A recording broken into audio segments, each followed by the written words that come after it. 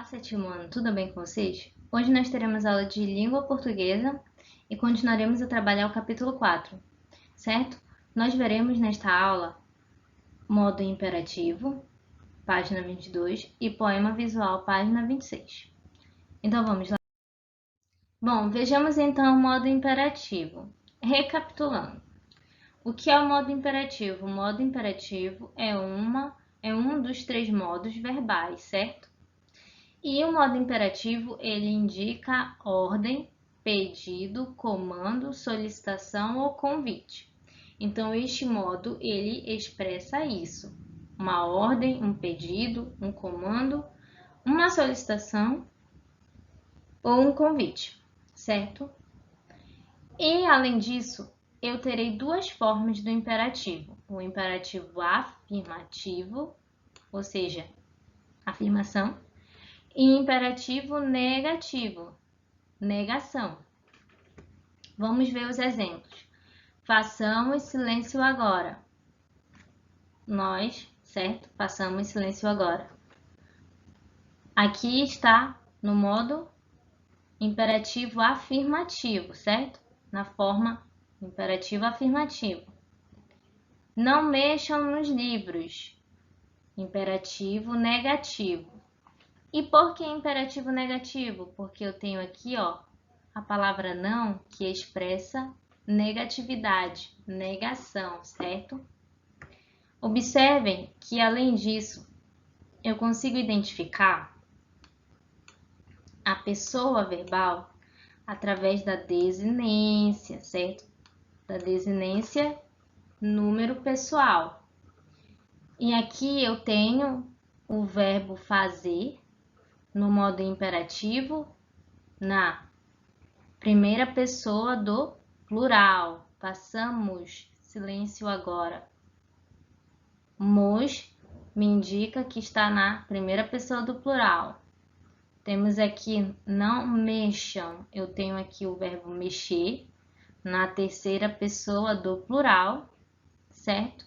E eu consigo identificá-la através da desinência número pessoal, certo? Então, o modo imperativo, ele é um modo verbal que vai expressar, eu vou utilizar ele para expressar uma ordem, um pedido, um comando, uma solicitação ou convite. É isso que o modo imperativo expressa. E ele tem duas formas, imperativo afirmativo e imperativo negativo, certo? Agora, de uma forma mais detalhada, o imperativo afirmativo. Vejam aqui a tabela que está no livro de vocês, na página 23. E o livro nos traz uma observação muito importante, certo? E nos diz que na segunda pessoa do singular e na segunda pessoa do plural, eu terei o que? A derivação do presente do indicativo. Então, observem. No presente do indicativo, eu tenho cantas, cantais. E no imperativo afirmativo, eu tenho canta e cantai. Observem como no presente do indicativo eu tenho o acréscimo do S. E no imperativo afirmativo eu tenho a queda, a retirada do S, certo? E assim eu transformo do presente do indicativo para o imperativo afirmativo, segunda pessoa, certo? As demais pessoas, elas derivam do presente do subjuntivo. Vejamos então. Terceira pessoa do singular, eu tenho cante, no imperativo afirmativo, e no presente do subjuntivo eu tenho cante, certo? Primeira pessoa do plural, eu tenho cantemos, e no presente do subjuntivo eu tenho cantemos também. Terceira pessoa do plural, eu tenho cantem. E terceira pessoa do plural, no presente subjuntivo, eu tenho cantem. Mas, professor, então como eu vou saber que o verbo ele está ou no imperativo afirmativo ou no presente subjuntivo? Essas pessoas aqui que derivam. através do contexto, certo? Através do contexto, eu vou saber identificar se o verbo ele está no imperativo afirmativo ou no presente do subjuntivo. Quando eu estou dando uma ordem, cante você. O verbo está no subjuntivo ou ele está no imperativo afirmativo? Ele está no imperativo porque está exprimindo uma ordem. Agora, se eu dissesse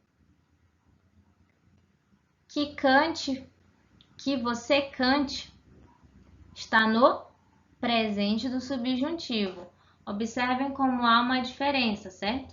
E eu vou conseguir identificar a conjugação, certo? O modo em que o verbo está através do contexto, certo? Através daquilo que ele está exprimindo.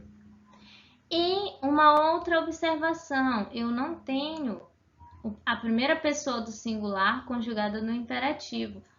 Por quê? Porque, pela lógica, uma pessoa não dá ordem para ela mesma, ela dá ordem para alguém, ela solicita algo para alguém, ela faz um convite a alguém, certo? Então, ela pede algo a alguém e não para ela mesma. Então, por isso que aqui não aparece primeira pessoa do singular, certo? Vejamos agora o imperativo negativo. Temos aqui a conjugação do verbo partir, certo? Para o exemplo. Vamos virar a página 24, é onde está esta tabela, certo? No livro de vocês. Então, vejamos. Presente do subjuntivo. Eu tenho partas, eu tenho parta, partamos, partais e partam, certo? No imperativo negativo eu tenho não partas, não parta, observem, não partamos, não partais, não partam. Observem como o verbo ele se repete, ele vai flexionar da mesma forma no presente do subjuntivo e no imperativo negativo. E o que vai os diferenciar é a palavra não, expressando negatividade, e além do não, o que vai me fazer chegar a identificar em que modo verbal está o verbo? Através do contexto. Se eu falo não partas, eu estou dando uma ordem para que você não vá, certo? Então, se eu falo que ele parta, eu estou conjugando o verbo no presente do subjuntivo, certo? Então, observem que eu vou conseguir identificar em qual modo o verbo está através do contexto e da ideia que ele está expressando, certo? Ele é escrito da mesma forma, mas o contexto em que ele é posto vai me dizer qual é o modo, certo? Qual é o modo em que o verbo está. Agora vejamos, poema visual, mas antes vamos recapitular. Então, modo imperativo, ele vai me expressar uma ordem, uma solicitação, um desejo, uma ordem, certo? E nós vamos observar que no imperativo afirmativo, a segunda pessoa, ou seja, tu e vós, vai derivar do presente do indicativo, certo? As demais pessoas vão derivar do presente do subjuntivo. E eu vou conseguir diferenciá-las através do contexto, certo? Em que o verbo está. No imperativo negativo, eu terei o verbo derivado do presente do subjuntivo, certo? E no imperativo afirmativo, eu também vou saber diferenciar isso através da do contexto em que o verbo se encontra, certo? O que ele está exprimindo. E além disso, eu tenho o não, expressando negatividade, certo? Negação.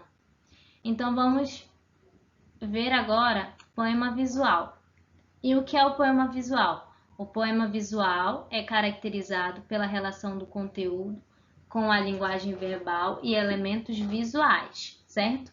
Página 28 do livro. Bom, então, como vocês podem observar, trouxe aqui um exemplo de um poema visual, certo? Então, observem como eu tenho a disposição de uma linguagem verbal, ou seja, de palavras, que está associada a um elemento visual. Aqui eu tenho escrito rio, rio, rio, raio, raio, raio, raio, raio, rio, rio e rio. E percebam como as palavras elas estão dispostas de tal forma que está desenhando algo, certo? E eu posso entender como um raio, ou como que é a forma de um rio,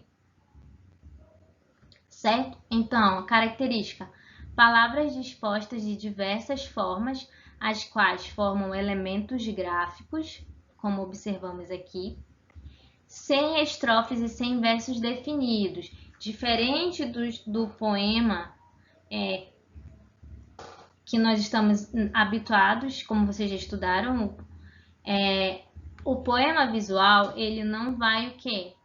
Ter estrofes e versos definidos. Eu não vou conseguir definir, certo? Não terá daquela forma uma estrofe com 3 versos, com 4 versos. Eu não consigo definir porque as palavras elas são dispostas de tal forma que possa ter um elemento gráfico, para que eu possa formar certo algo através delas. Bom, e esta forma de criar, esta forma de poema, ela começou a ser inserida através do concretismo. O concretismo é um movimento literário caracterizado pela relação entre elementos visuais e verbais. Então, o movimento concretista, ou concretismo, ele é caracterizado por isso. O autor, ele faz a relação, estabelece a relação entre um elemento visual e um elemento verbal. Por exemplo, eu posso fazer um poema visual colocando a palavra coração diversas vezes, de tal forma que ela forme um coração. Eu posso fazer coração, coração, coração, coração, coração, coração e formar um coração. Então, observem que o poema visual, ele vai buscar o quê? Unir a palavra, certo? Linguagem verbal a um elemento visual. Eu tenho muitos outros exemplos. Há um exemplo no livro de vocês, na página 26, em que está disposto, certo? É um poema do autor Léo Cunha. Então, vejamos. Eu tenho aqui escrito torneira, cascata, cachoeira, catarata. E observem como as palavras elas estão dispostas de tal forma que eu tenho a impressão de que elas estão caindo.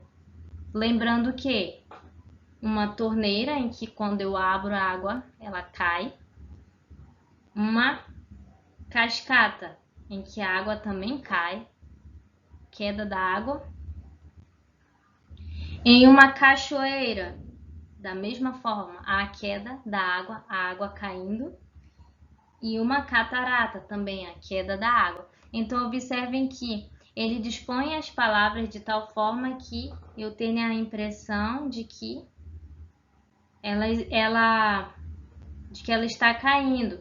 E observe que não é somente por a palavra, qualquer palavra, dispondo, certo? Tem que ser uma palavra, a palavra deve ter relação com o elemento visual que o autor está propondo, certo? Eu não posso pôr, por exemplo, estrela, estrela, estrela, estrela em um formato de coração. Não vai ter uma harmonia, uma conexão, certo? Então, observem como o objetivo do poema visual é justamente esse. É unir a linguagem verbal, ou seja, a palavra, com o elemento visual. Eu consigo consigo entender pela junção do significado daquela palavra com o que ela expressa. Por exemplo, rio e raio. E eu entendo que eu sei o que é um rio e eu sei o que é um raio. E essas duas palavras são dispostas de forma que formem um rio, certo? O trajeto de um rio. E também lembra o formato de um raio, certo?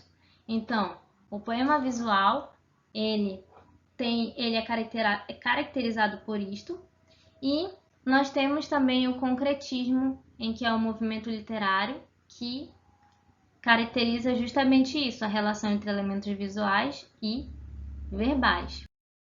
Bom, e a partir de tudo isso que nós estudamos, proponho a vocês que façam a atividade do livro, da página 22 a 28. É isto e até a próxima aula.